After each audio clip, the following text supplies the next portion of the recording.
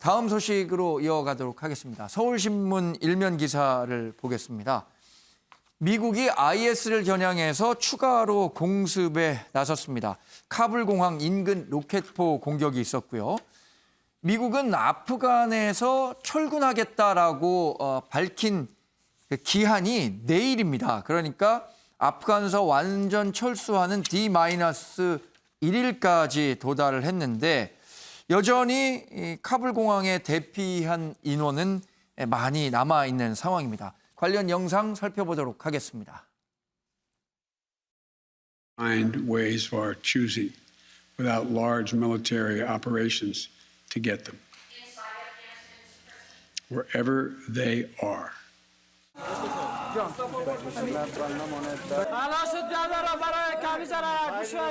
پنج بجه هست بود که یک صدا آمد. صدا که آمد یک شواظ شد، قرصه شد که ما وقتی خود ما حضور داشتیم البته. Two high-profile ISIS targets were killed and one was wounded.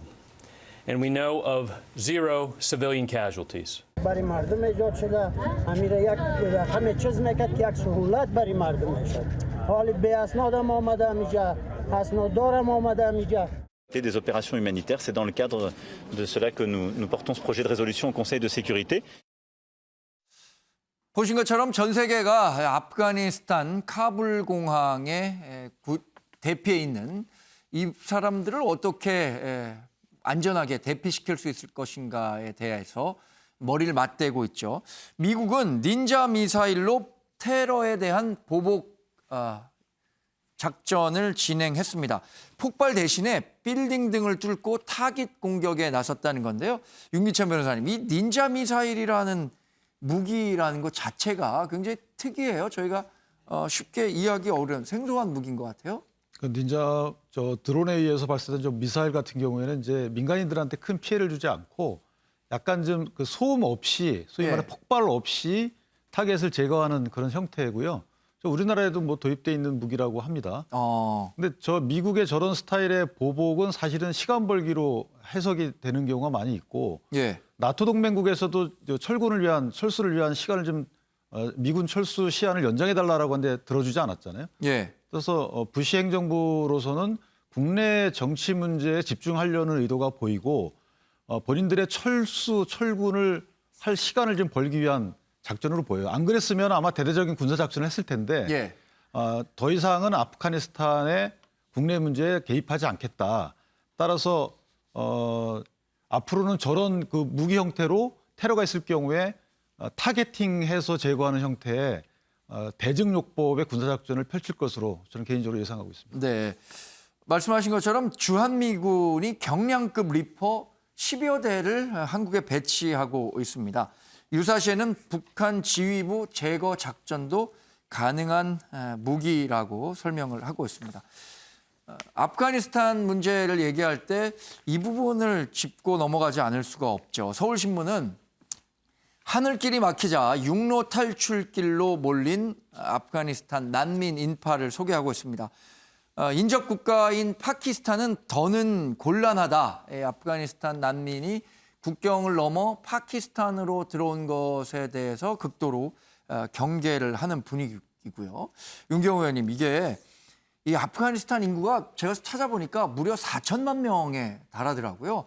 또 인접 국가들이 많고 국경이라고 해봤자 뭐 쉽게 좀 드나들 수도 있는 상황인 것 같고 해서 여러 문제점들이 제기되고 있는 것 같아요. 그렇습니다. 그리고 아프간은 이번 사태로 이제 많은 분들이 조금씩 알게 됐는데 워낙 다민족으로 구성되어 있는 국가잖아요. 근데 그 중에서 그래도 다수를 차지하고 있는 게 투슈툰족이라는 건데 이 투슈툰족들이 주로 많이 살고 있던 지역을 미국과 영국입니다. 주로 뭐 영국이 초창기부터 개입을 해서 인위적으로 그은 지도, 국경 이게 사실 이제 아프가니스탄 옆에 파키스탄이 붙어 있는데 그 사이에 끼어 있더라고요. 그렇죠.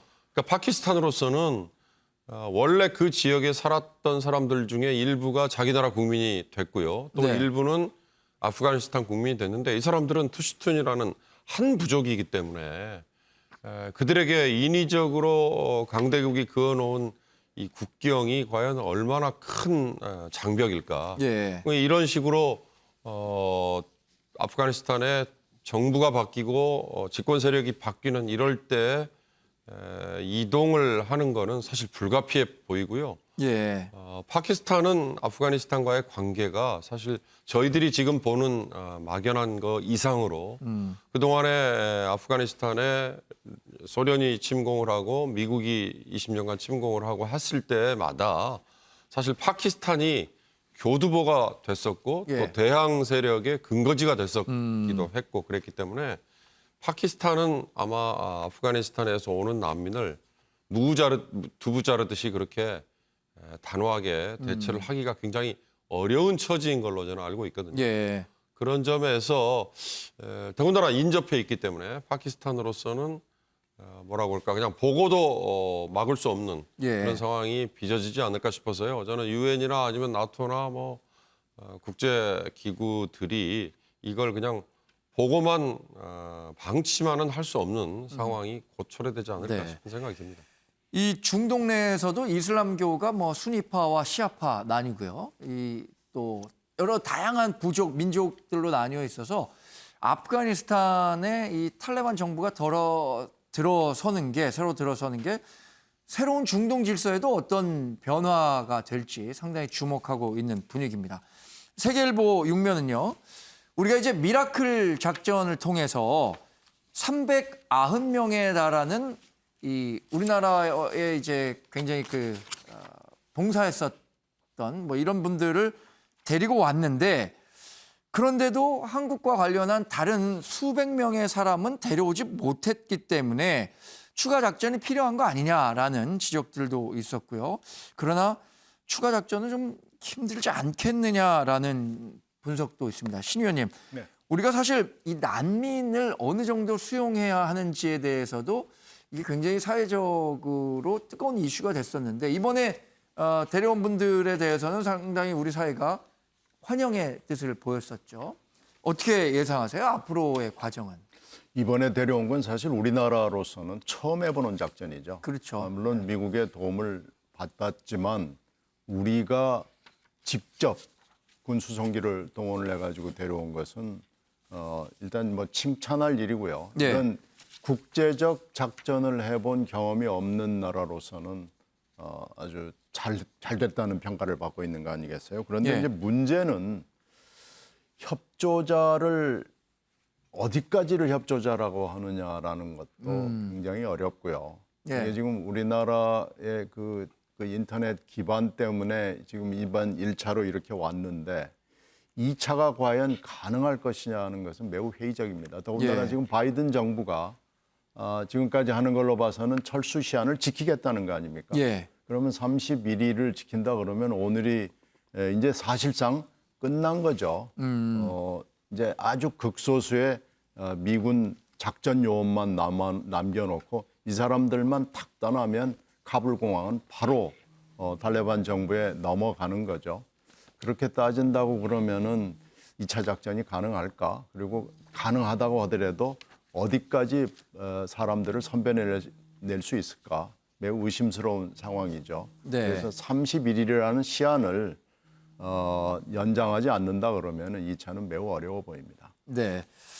경향신문 5면입니다. 사실 아프가니스탄을 비롯한 이 중앙아시아 인근에는 이른바 이 양귀비죠. 양귀비를 재배해서 이것을 마약으로 만들어서 국제사회에 공급해왔기 때문에 이게 이 탈레반의 자금줄이 됐었다라는 분석이 많았는데 최영철 의원님, 탈레반이 양귀비 재배를 금지하겠다 이렇게 얘기를 했어요. 이거는 대외적인 메시지겠죠. 서방 세계에 대해서 경제 제재를 하지 말아달라는 간절한 호소겠죠. 예. 우리가 나라를 잘 이끌어갈 터이니 우리나라에 대해서 간섭을 하지 말되 하지만 국제사회에서 어떠한 일정한 책무는 똑바로 하겠다. 예를 들어 양귀비를 제외해서 국제사회로 마약을 퍼뜨리는 그런 범죄적 행위를 하지 않겠다. 그리고 우리에게 간섭만 하지 않는다면 이 지역의 예. 평화는 우리가 한번 지켜보겠다. 이러한 메시지를 발산한 것인데 그렇지만 계속 저 국내에서 아프가니스탄 내에서